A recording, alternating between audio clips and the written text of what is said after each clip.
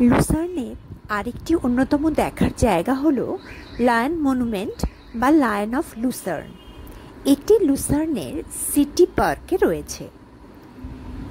এই lion মনুমেন্টটি French রেভলিউশনে নিহত Swiss গার্ডসম্যানদের স্মৃতির উদ্দেশ্যে তৈরি করা হয়েছিল। লায়ন মনুমেন্টটি ডিজাইন করেছিলেন বার্টেল থোরভাল্ডসেন। এটি খোদাই করেছিলেন লুকাস আহার্ন। এটি দেখার জন্য কোনো টাকা লাগে না।